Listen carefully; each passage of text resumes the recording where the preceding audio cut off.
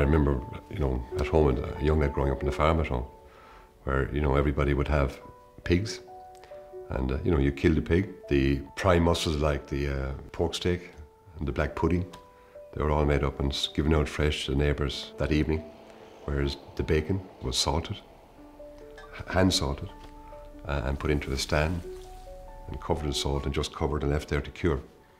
And that provided the meat for the winter.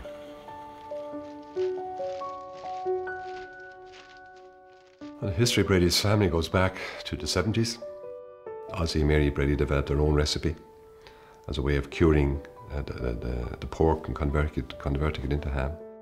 The secret recipe, I suppose, is the way of putting it. It's funny when you look at the food business, a lot of it has gone very corporate, global brands and very corporate and probably impersonal. Whereas Ozzie and Mary started a family business and built it up through the 80s and 90s. We took it over, bought it from them in 2000, June 2000. Ozzie and Mary both stayed on for a year to pass on the knowledge and know-how to Bill and Pat at the time.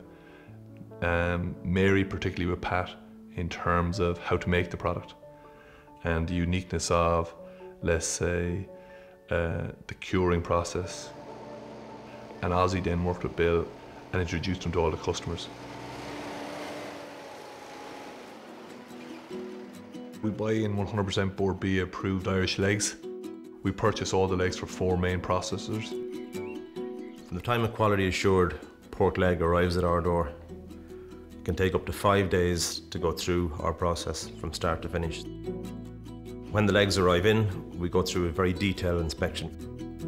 So we look at the lean face on the ham. We want to make sure there's no excess fat. It's been boned and trimmed to the standard that we want. Then we move on to the curing step.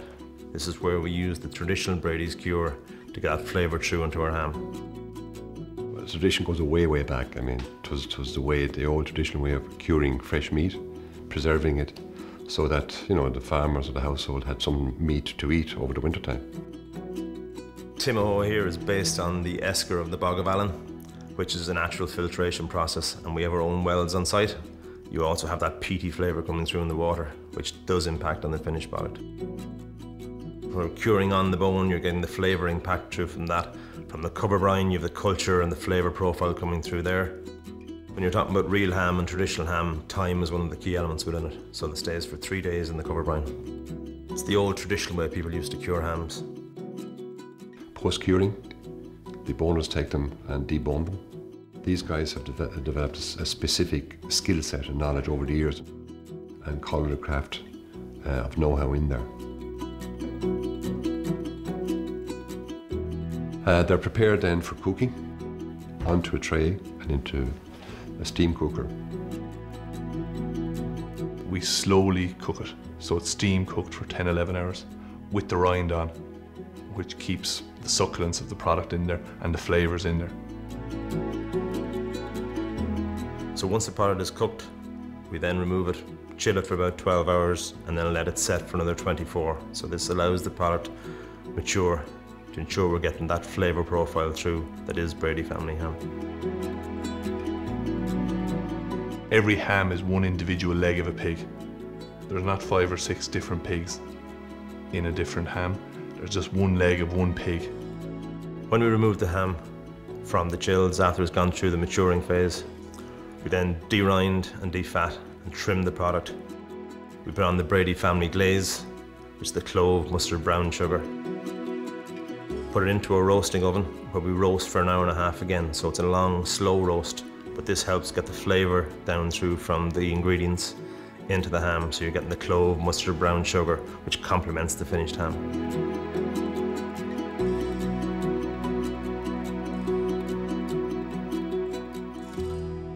We use the traditional ham, the full traditional leg.